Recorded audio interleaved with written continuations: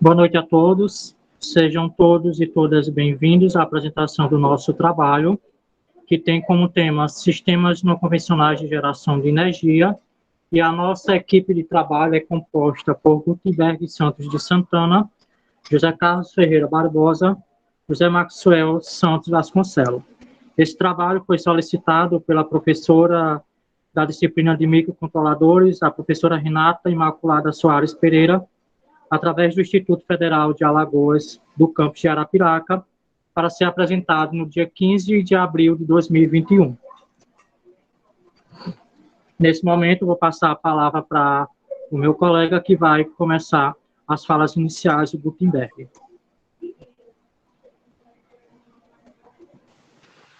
Boa noite, pessoal. Como foi posto aí sobre o nosso tema de trabalho, né, sobre a geração de energia, então nós vamos falar um pouco sobre a fonte de energia, as renováveis e as não renováveis. Aquelas não renováveis, né, que têm a sua esgotabilidade, e as renováveis. Então, como todos sabemos, né, energia é um assunto que tem a ver com a indústria brasileira, que também tem a ver com a urbanização do Brasil e tem a ver com a dinâmica da economia como um todo. Porque, como todos sabem, a energia é fundamental para que a economia possa funcionar. Por isso é importante a gente saber qual a diferença entre os principais tipos de energia, como se usa a energia no mundo e principalmente no Brasil, e quais as características, principalmente da matriz energética brasileira. Então, vou começar relembrando quais são os diferentes critérios de classificação que podem ser utilizados para caracterizar uma fonte energética, quanto ao uso na sociedade, sua origem, sua esgotabilidade e o impacto ambiental. Então, começando, uma fonte de energia tradicional é aquela cujo uso pela sociedade já é grande há muito tempo, ou já era grande até o tempo passado, né? Por exemplo, a década de 1970 o carvão vegetal foi a principal fonte de energia. Depois demos lugar ao carvão mineral, principalmente na primeira revolução industrial, no século XVIII, que se transformou na primeira fonte de energia da indústria. E no século XIX, com a revolução industrial, foi a vez do petróleo, que tornou a condição do carvão e passou a ser a principal fonte de energia do mundo, que até hoje é a fonte de energia mais utilizada, com a diferença que o petróleo hoje é bem mais caro do que já foi um dia. Como todos sabem, né, petróleo hoje, se sabe, é muito poluente. O petróleo também, como todos sabem, né, é um recurso esgotável. Portanto, desde a década de 1970, boa parte dos países do mundo tem tentado investir em energia alternativa, que vai ser a fala do Carlos e do Maxwell. Principalmente porque foi na década de 70 que aconteceu duas crises principais do petróleo. A primeira em 73 e a outra em 79. Então, o preço do barril de petróleo com essa crise passou de 3 para 12 dólares. Porque, como todos nós sabemos, os principais países produtores de petróleo são os países do Oriente Médio. Só que o principal comprador de petróleo é os Estados Unidos. Então, como nessa crise de 1970, esses países eles apoiaram Israel. Os Estados Unidos apoiou Israel nesse fator dessa guerra, e esses países do Oriente Médio que foram contra deixaram de comercializar o petróleo com os Estados Unidos, o que ocasionou uma grande crise do petróleo. Então, como a gente já imagina, como é que fica a produção fordista e a indústria que produz em massa e que é a principal fonte de energia, com esse preço alto do barril do petróleo? Como produzir utilizando matéria-prima se o custo do petróleo para a fábrica aumentou absurdamente, o que tornou a necessidade de investir em energias alternativas? Foi necessário pensar, né, em estratégia para substituir o petróleo.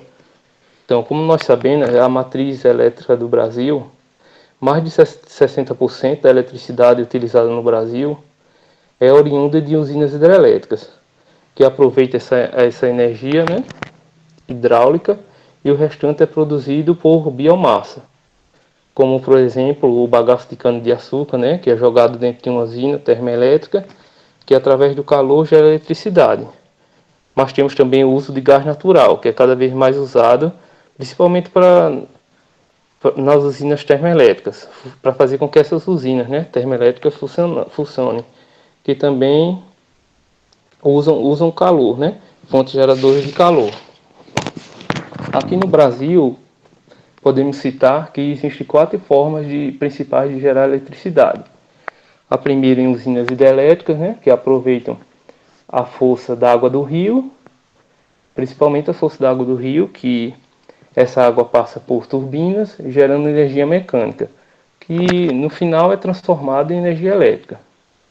Também através de usinas termoelétricas, onde, por exemplo, vai jogar uma biomassa, pode ser o bagaço de cana-de-açúcar, gás natural, para gerar calor. E esse calor é que gera eletricidade. E também energia em usinas eólicas, por exemplo, com a onda das pás, né? Podemos falar a hélice, né, também, que gera eletricidade. E também usinas termoelétricas ou nucleares. Sendo dessas 4 usinas no Brasil, geradoras de energia, a hidrelétrica é a mais importante.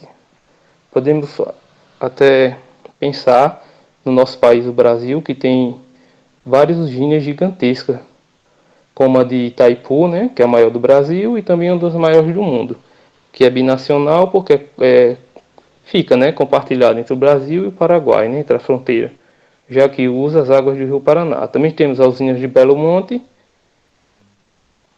que é a segunda maior bacia, né, fica na bacia amazônica. E também temos outros tipos de usina. Essas usinas também foram feitas, né, usadas grandes reservatórios para garantir que houvesse água em caso de estiagem prolongada. Só que o problema é que essas usinas causam impacto gigantesco, como alagamento. Por isso que as novas usinas construídas hoje em dia, elas usam uma alta tecnologia, como a tecnologia fio d'água, né? Que no lugar dessas barragens, eles usam a vazão do próprio rio. Então, podemos também falar sobre o carvão mineral, que mais produz e mais consome são as grandes potências, como a China, Estados Unidos e a Índia, que tem grandes reservatórios de carvão. Só que a gente pode também pensar que o carvão, como o petróleo também, eles são utilizados em grandes indústrias para a produção de energia, mas também eles são grandes poluentes, né? Extremamente poluentes. Vários países já tentam diminuir o uso do carvão, como inclusive a própria China. E eles substituem hoje, não totalmente, né? Mas estão diminuindo o uso dessas fontes não renováveis e utilizando as fontes alternativas, que são menos poluentes. E, como eu citei o carvão, também temos o petróleo, né? Só que o petróleo, a gente pode falar que ele é bastante flexível, né? Por quê? Porque o petróleo serve para várias coisas. Para produzir eletricidade, utilizando derivados de petróleo em uma usina termoelétrica, e também em pequeno gerador. Com petróleo podemos produzir combustível de diversos tipos. Podemos citar como querosene, o diesel, a gasolina. Podemos usar petróleo como matéria-prima para uma infinidade de coisas. Principalmente podemos citar para fazer o asfalto, para fazer tinta, fazer plástico. Hoje a maior parte, né, do petróleo extraído no Brasil, a gente pode dizer que ele é tirado, né, por exemplo, do litoral do Rio de Janeiro. Também pega uma parte de São Paulo, de Espírito Santo. Então esse petróleo fica numa porção de relevo submarino, né, que a gente pode até chamar do pré-sal, né, plataforma continental, onde há rochas ultraprofundas que ficam numa camada chamada de pré-sal, né, com enorme quantidade de petróleo. Então, mas como se forma esse petróleo? Como está aí na imagem, né? O petróleo ele é oriundo, né, da decomposição de animais, também de plantas, de matéria-prima, que ao longo dos anos ela vai se transforma nessa substância oleosa, né, que é o petróleo. Então, a gente pode até falar que hoje não deixamos de utilizar, né, nem o petróleo, nem o carvão, que hoje continua sendo as fontes mais utilizadas no mundo, mas hoje, com o avanço da tecnologia, vários países, inclusive como o Brasil, estamos utilizando mais as fontes alternativas, que vai ser a fala do Carlos e do Maxwell, né? Como a eólica, a nuclear, também utilizam a biomassa, só que essas fontes não renováveis, elas são bastante poluentes, desde da primeira revolução industrial até os dias de hoje. Como na primeira revolução industrial, foi usada principalmente o carvão para, podemos dizer, para a produção para o navio a vapor, também para utilização das máquinas. Então, o que é esperado hoje é utilizar as fontes alternativas e diminuir o uso dessas fontes não renováveis, e tem um impacto muito grande, principalmente com que elas liberam, né, gases de estufas, e esses gases têm como consequência o aquecimento global. Então, o que eu tenho para falar é isso, que principalmente o Brasil está optando mais por energia não poluentes e utilizando mais as fontes de energia alternativa. Então agora eu vou passar a minha fala para o Carlos e para o Maxwell para dar continuidade ao assunto.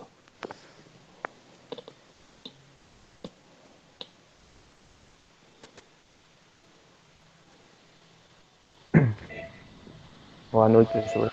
Boa noite a todos. Eu sou o aluno José Maxwell e vou falar sobre a fonte de energia vinda da termoelétrica. A termoelétrica é uma usina que produz energia através do vapor e da pressão deste. É usado combustíveis não renováveis, como o Guto já falou aí, como carvão mineral, e agora tem algumas usinas que usam agora também o a própria, a própria energia solar para poder fazer com que esse vapor seja colocado com pressão nas turbinas. Eu tentei pesquisar aqui, mas não encontrei porque estava havendo essa junção. Mas hoje, a maioria das termoelétricas, ela usa carvão mineral para aquecer as caldeiras e fazer com que a água se torne vapor e gire as aletas das turbinas para poder acionar um gerador de energia elétrica. Como funciona a termoelétrica? As turbinas vão girar de uma velocidade absurda com a pressão desse vapor, que vão fazer com que os motores dos geradores atuem e os geradores produzam uma energia. São passadas para um transformador, isso é um transformador elevador. Ele vai elevar essa energia vinda dos geradores a uma tensão mais alta para poder jogar na rede elétrica e para poder ser consumida por nós, né? Aí os tipos de turbinas das termoelétricas já são duas: as turbinas a gás e as turbinas a vapor. As turbinas a gás, ela dilatam os gases resultantes da queima do combustível, que eu falei, como o carvão mineral, e ativa a turbina. A qual é diretamente acoplada ao gerador e transformada em potência elétrica.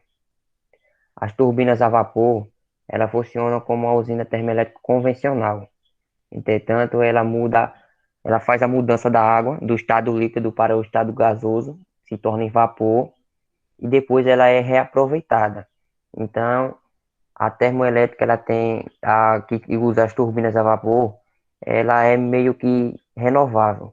Essa água não é jogada fora, ela é reutilizada, ela é em forma de gás.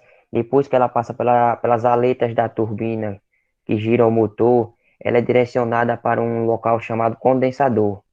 a água irá condensar, voltar à sua forma física, que é a forma líquida, e irá passar pelo mesmo processo. Aí já ajuda o meio ambiente a não exalar esses gases no meio ambiente.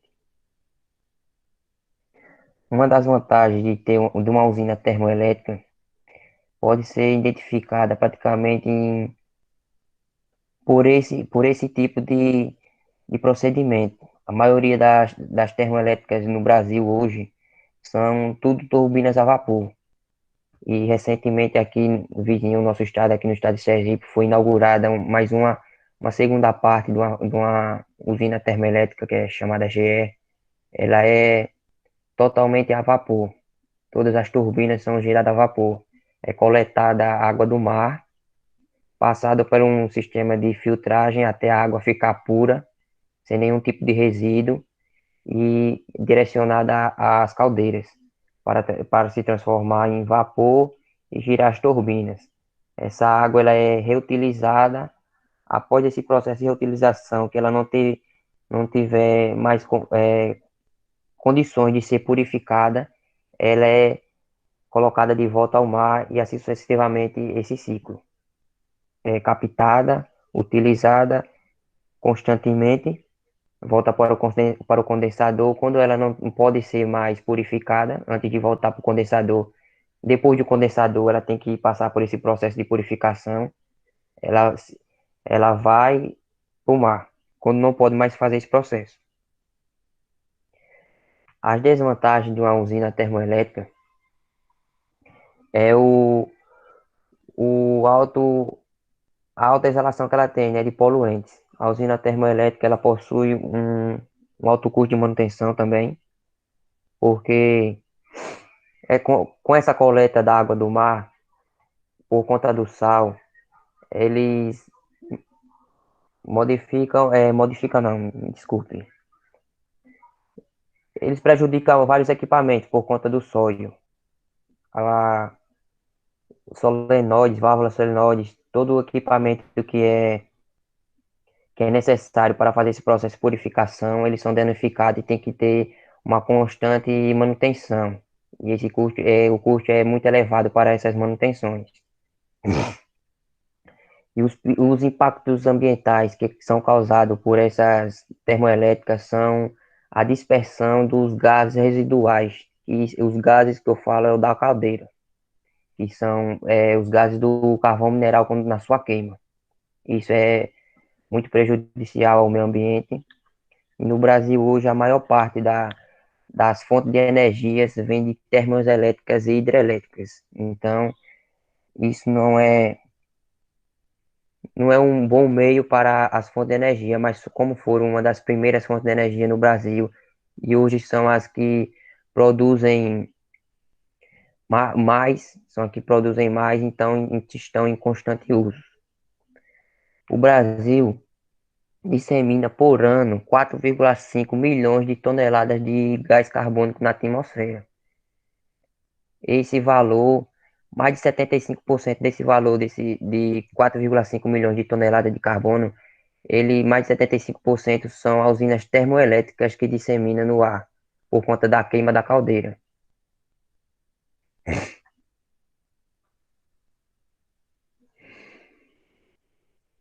Pode passar aí. Vou falar agora sobre a energia solar. A energia solar é uma fonte de energia renovável obtida pela luz solar. Hoje, a energia solar não é uma das primeiras fontes de energia mais usada no país por conta do seu alto custo. Mas a energia solar ela é proveniente dos raios incidentes do Sol, obtida através de placas solares, que são chamadas as placas fotovoltaicas. Elas têm a função de captar a energia luminosa do Sol e transformá-la em energia elétrica. Além disso, ela pode também ser obtida em usinas solares, composta por inúmeros painéis que captam energia solar. Daqui a pouco o Carlinhos vai passar o slide aí e a gente veremos uma usina. Eu separei uma usina solar para mostrar para vocês. Deixa eu ver. Os tipos de energia solar elas podem produzir energia térmica ou energia elétrica. Hoje temos, assim, no Brasil é bastante visto aí que usamos a energia solar para fazer o aquecimento de água. Temos as placas solares em cima do telhado e um reservatório com água. É construído esse sistema, esse reservatório com água ele é chamado de boiler. Ele vai armazenar aqui a água e através dos painéis solares irá fazer esse aquecimento. Isso já reduz o, o alto consumo de energia elétrica na sua residência. Aí, os painéis fotovoltaicos, que são chamados os painéis que captam a luz solar e faz a geração de energia, ele utiliza o método direto de produção. A luz do sol é absorvida pelas células do painel fotovoltaico, também chamado de fotocélula, que são materiais semicondutores. Geralmente eles são cristais de silício. Aí as partículas solares, que são chamadas de fótons, entram em contato com os átomos de silício e provocam o deslocamento desses elétrons, que assim geram a corrente elétrica, que é usada para carregar a bateria, que quem tiver um sistema off-board em casa, que é captada a energia solar pelas placas fotovoltaicas e passado pelo inversor e depositadas nas baterias. Isso é um sistema off-board. E, e hoje que a sensação do momento top é o on-board, que é o sistema que ele é injetado diretamente na sua rede elétrica da sua casa. Você tem as placas solares que captam a energia solar, transformam em energia elétrica, passa pelo inversor e já é injetada diretamente na sua rede elétrica da sua casa. E tem também esse novo tipo de energia que chama heliotérmica. Eu separei esse tipo de energia, que ela é nova aí, eu acho que a maioria ainda não sabe que tipo de energia é essa. Eu também, é uma das mais novas para mim. Ela é chamada de heliotérmica ou então CSP, que vem do inglês, Concentrated Solar Power. Não sei se eu falei certo, mas ela é a alta concentração do Sol. Ela consiste em um método indireto de produção de energia elétrica. Se vocês verem aí, passa aí, Carlinhos, por favor, a imagem.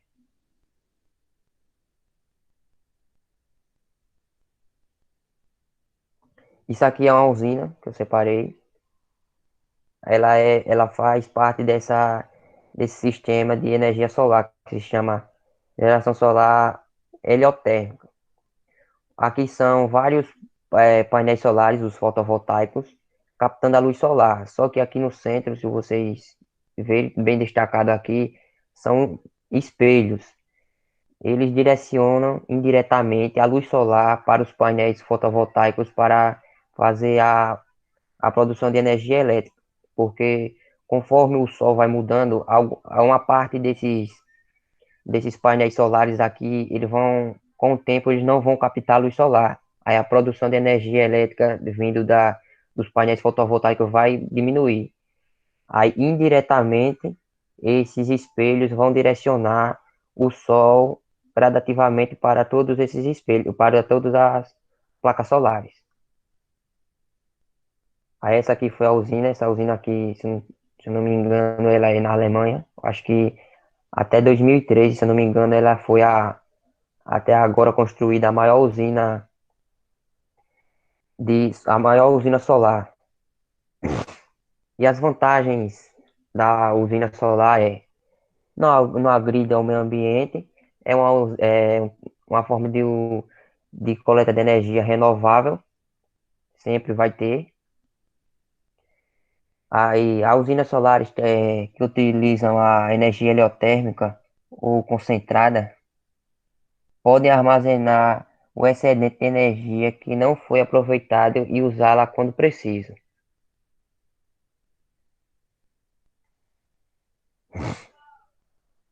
Aí, sim, tem alguns dados aqui para passar para a galera aí.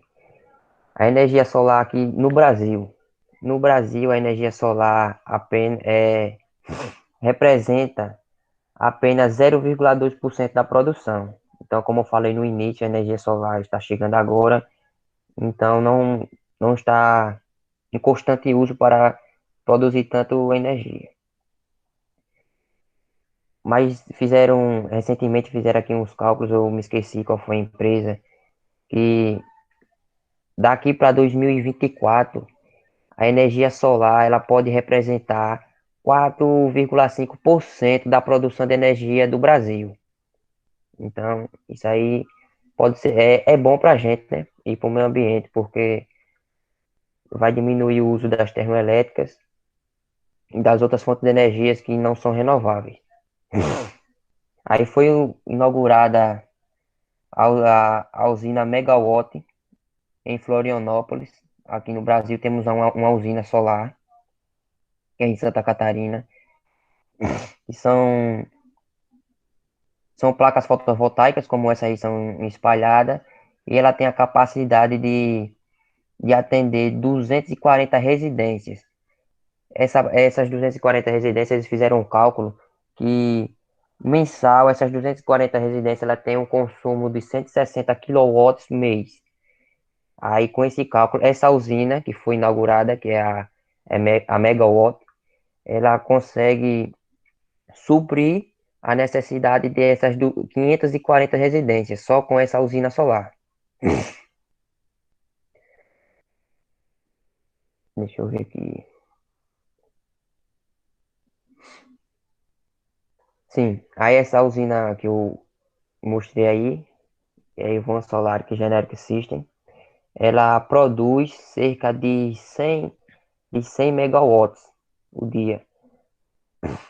E há uma estimativa que porque tem meses do ano que não são propícios, né, por causa da radiação solar, como no inverno, a radiação solar diminui, então a produção diminui. Mas ela é capaz de produzir 392 mil megawatts. Então essa usina aí que eu mostrei, ela consegue abastecer bastante residência sem nenhum problema. Vou falar também agora sobre a energia eólica, também chamada de energia dos ventos. A energia eólica ela é gerada a partir da energia cinética. Temos, como todo mundo sabe, na região litorânea, temos aquelas altas torres com hélices em cima, que são chamadas de aerogeradores, e produzem energia a partir do vento.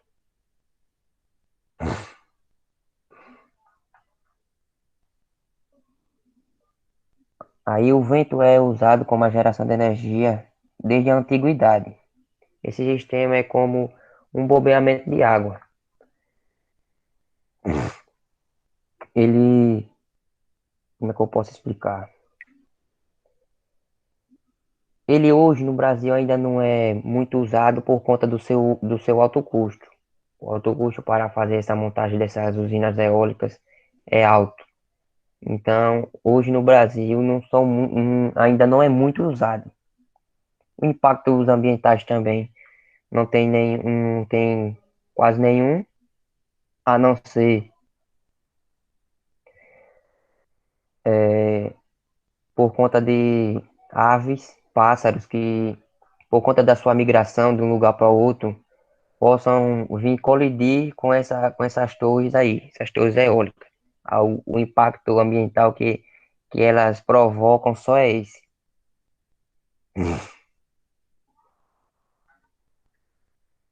E hoje no Brasil, a energia eólica é, começou, começou essa exploração pela energia eólica no Brasil desde 1992, quando foi instalado o primeiro aerogerador, que foi em Fernando de Noronha. Hoje, em Fernando de Noronha, essa matriz aí que foi instalado, esse primeiro aerogerador, conta com 298 aerogeradores que produzem essa energia aí.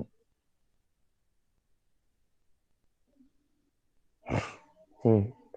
Aí, aí estudos, eu optei nessa pesquisa a passar, né, o maior número de valores que foi citado aqui. A produção desses 298 aerogeradores aí em Fernando de Noronha, eles chegam até, deixa eu ver aqui, até 2,9 megawatts. Isso é uma média que eles podem produzir. Que pode abastecer até, se eu não estou enganado, parece que são 13 milhões de pessoas. Aí no Brasil, a energia eólica representa 3,5% da produção de energia total do Brasil. A meta do Ministério de Minas e Energia hoje no Brasil é chegar até 11%. A energia eólica produzir 11% da produção de energia total do Brasil até 2023. Então, grande parte aí dessas cidades litorâneas estão começando a investir nos aerogeradores, como aí Florianópolis, essa região litorânea, região de praias, que tem bastante vento, estão começando a investir nos aerogeradores. Uma das vantagens é uma fonte inesgotável, como já falei, não emite gases, não gera ruídos. Os aerogeradores podem ser instalados em área assim descampinada, que não venha ter interferência de árvores e outras coisas para não interferir no vento. E a desvantagem foi como eu falei, só em relação a pássaros e aves que na sua migração podem vir a colidir com a- as pás do aerogerador.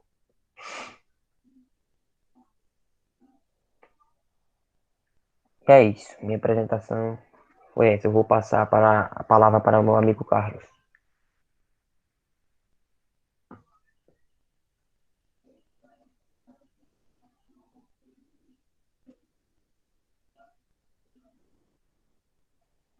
Carlos, é você.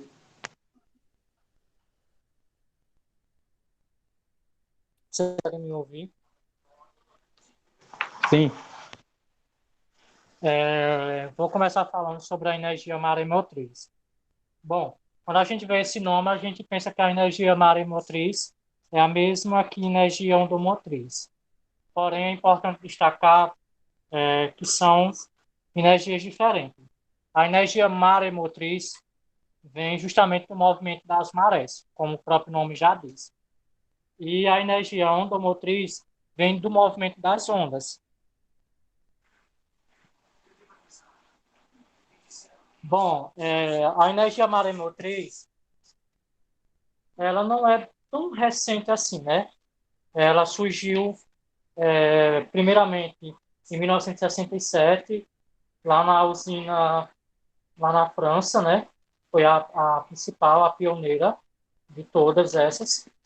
E até 2010 era a maior usina do mundo, né?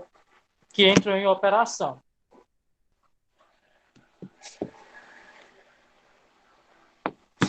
Só o segundo aqui, que está descarregando.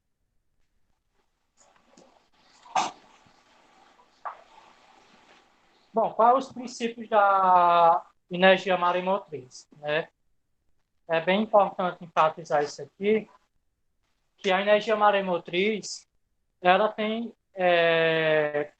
a ver principalmente com a Lua, com o Sol e com a Lua, que interferem justamente nesse movimento das marés. Isso que provoca, no caso, baixos impactos ambientais, que são pontos importantes de atenção. Isso envolve Lua, Terra e Sol, que são os três diferentes corpos que permanecem se movimentando em relação a outros, graças ao potencial dessas energias, dessa energia nesse sistema.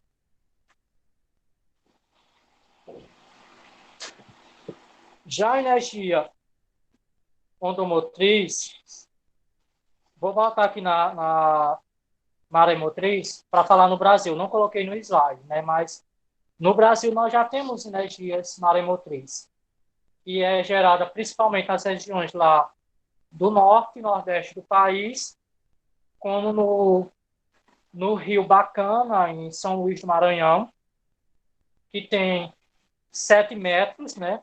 E outra no Macapá, que tem até 11 metros.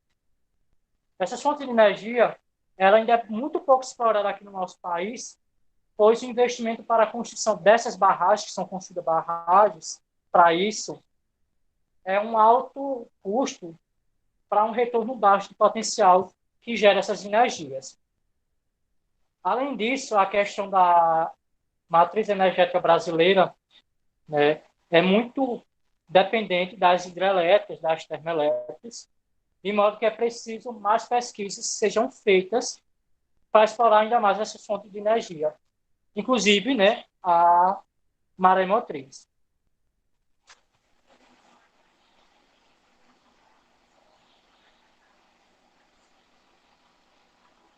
As vantagens e as desvantagens da maremotriz, a principal vantagem da energia maremotriz é justamente porque é uma energia limpa e renovável. Isso não há liberação de gases poluentes durante a produção e utilização da energia maremotriz. Além disso, sua fonte é inesgotável, por isso é considerada uma energia renovável. Uma outra grande vantagem que pode ser destacada, que é uma alternativa para a geração de energia em locais em que outras fontes são mais escassas, mas há a possibilidade de aproveitar o movimento das marés. Por outro lado, desvantagem das energias maremotrizes é o fato de que os locais propícios para essa geração desse tipo de energia são muito específicos, tendo em vista que é necessário um desnível das marés que seja de no mínimo 5 a 7 metros, e também a questão do desafio geográfico para a instalação destas barragens. São instaladas barragens para poder gerar essa energia maremotriz.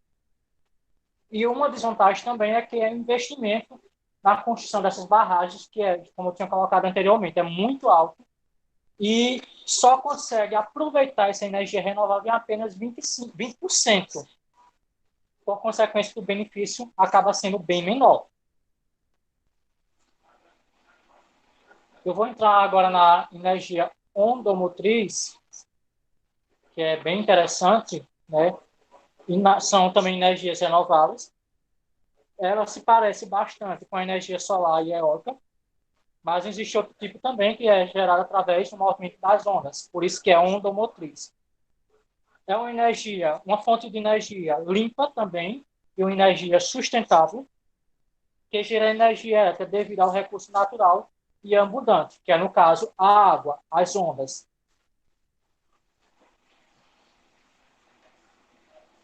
Bom, para a questão da onda motriz aqui no Brasil, tem uma, né, que conhecida como o projeto piloto, que foi instalada lá no Ceará, no ano de 2012, no Porto Pecém. Isso foi um projeto que envolveu parceria entre a coordenação dos programas de pós-graduação de engenharia da Universidade Federal do Rio de Janeiro, que eu vou mostrar ela.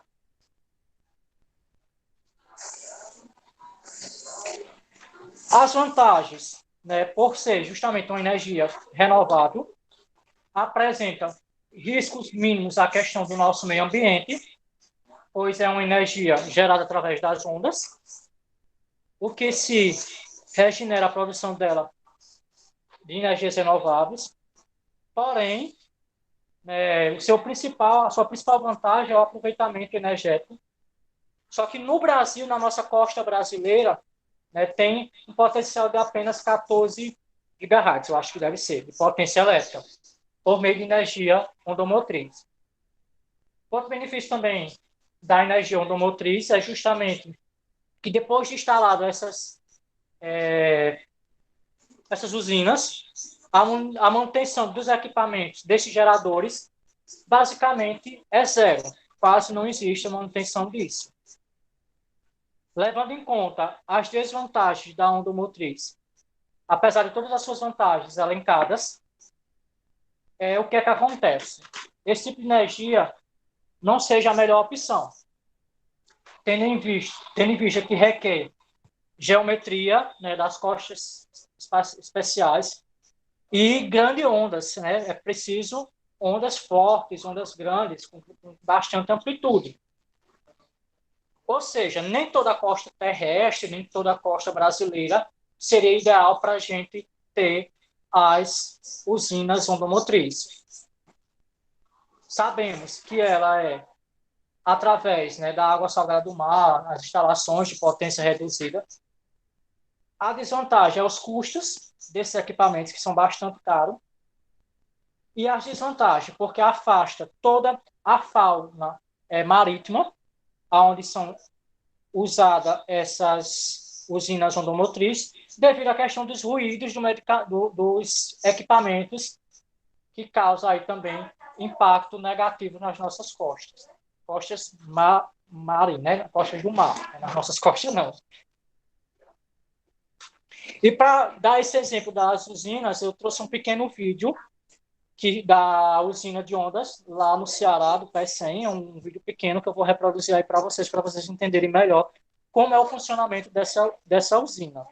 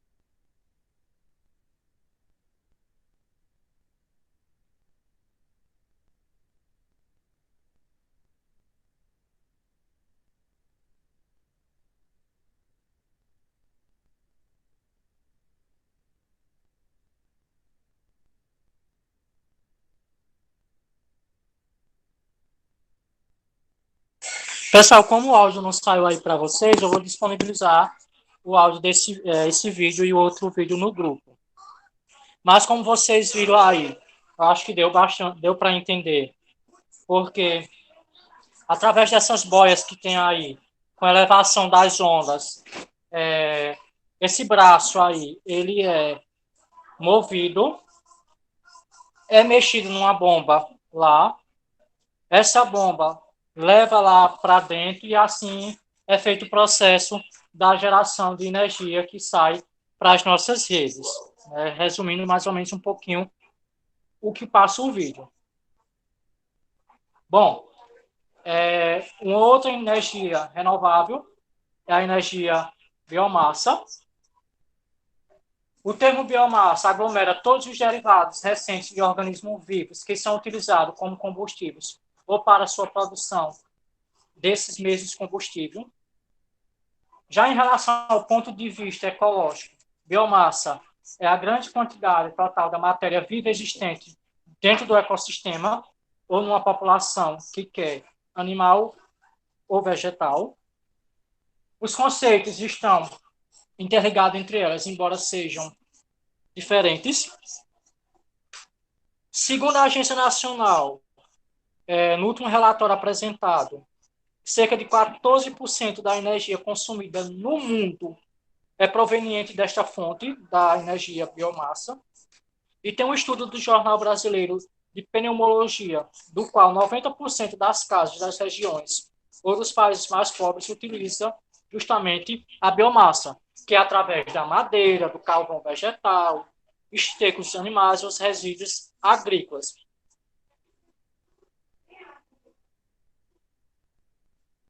E as 4 principais formas de transformar a biomassa em energia é a pirólise, que é justamente uma técnica da biomassa exposta a supremas temperaturas sem a presença de oxigênio, mirando justamente a aceleração da decomposição da mesma. E o que é sobrado nessa decomposição é misturado com gases líquidos, óleos e vegetais, né? Líquidos e sólidos, no caso, sólidos do carvão. A gasificação, assim como na pirólise, aqui na biomassa também é acalorada na questão da ausência do oxigênio, originando como produto final um gás inflamável. Esse gás ele ainda pode ser filtrado depois disso, visando a remoção de alguns componentes químicos, né? A diferença básica entre a gasificação e a pirólise é o fato da gasificação exigir menor temperatura e resultar apenas em gás.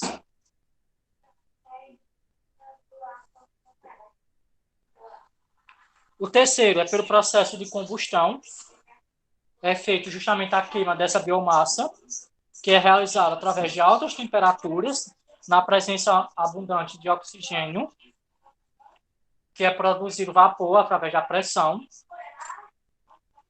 Esse vapor, como já foi colocado aí para os meninos também, e outros processos de energia, é usado nas caldeiras para mover essas turbinas, e é uma das formas mais comuns até hoje em dia, e a sua eficiência energética é em torno, na faixa de 20% a 25%. O combustão, né? Essa prática também propõe a substituição da parte do carvão mineral, utilizado em urnas termoelétricas por biomassa, reduz significativamente a emissão dos poluentes, a faixa desse desempenho dessa biomassa no processo de combustão é entre 30% e 37%. Seria uma escolha bem atrativa e econômica atualmente.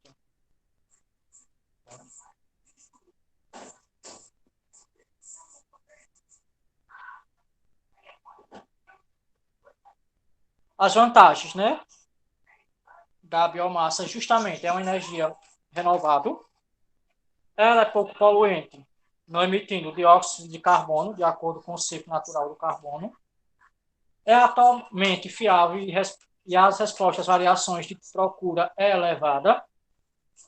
A biomassa também ela é extremamente barata, sendo as suas cinzas menos agressivas para o ambiente, e verifica-se com menor corrosão dos equipamentos, né, das cadeiras, dos fornos e etc., dos processos que são utilizados para queimar essas madeiras ou até mesmo, dependendo do processo, esterco de animais e assim por diante.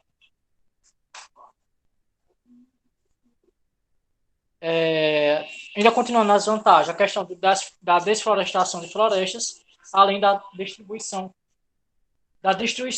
dos animais, seria a desvantagem, vou estar errado aí em cima, certo? Possui um menor poder calorífico, quando comparado com outros combustíveis. Os biocombustíveis contribuem para a formação de chuvas ácidas. Tem um outro vídeo, eu vou ver se eu consigo colocar o áudio aqui no meu celular para reproduzir, porém ele é em inglês. Vocês têm que prestar atenção no vídeo, não no vídeo, mas na escrita, que é em inglês esse vídeo.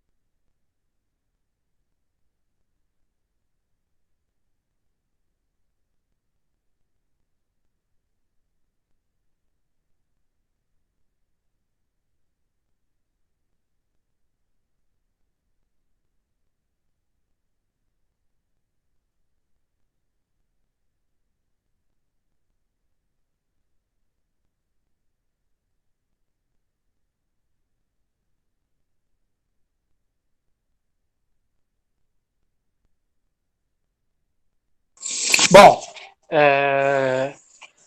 a biomassa, elas são classificadas em 3 classes, né? A biomassa sólida, a biomassa líquida e a biomassa gasosa. A biomassa sólida, ela tem como fonte os produtos e resíduos da agricultura, incluindo as substâncias vegetais e animais, os resíduos das florestas e a fração biodegradáveis dos resíduos industriais e urbanos. Já a biomassa líquida, existe uma série de biocombustíveis líquidos com potencial de utilização, todos com origem nas chamadas culturas energéticas. Quais são os exemplos que a gente pode colocar? Os biodiesel, obtido a partir de óleos de colza ou de girassol, o etanol, produzido com a fermentação de hidratos de carbono, como o açúcar, o amido, a celulose, e o metanol, gerado pela síntese do gás natural. Já a biomassa gasosa, ela é encontrada nos fluentes agropecuários provenientes da agroindústria e do meio urbano. É também achada nos aterros, nos resíduos sólidos urbanos. Esses resíduos são resultado da degradação biológica anaeróbia da matéria orgânica e são constituídos por uma série de misturas de metano e de gases carbônicos. Esses materiais são submetidos à combustão para a geração de energia.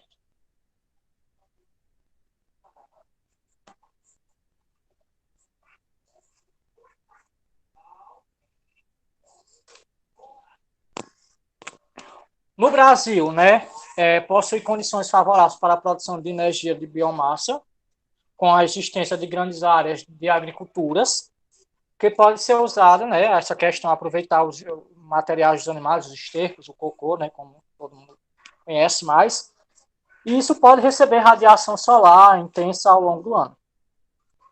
Mas existe a preocupação referente à produção dos biocombustíveis, né, de primeira geração, do quais utiliza-se a matéria-prima, o vegetal. Outra questão relativa são as grandes extensões da terra e a questão da conservação ambiental. Além de competir com a agricultura, os biocombustíveis podem acabar pressionando áreas destinadas à conservação ambiental. E, por fim, as nossas referências das nossas fontes de pesquisa. E obrigado pela atenção, estamos à disposição para qualquer esclarecimentos.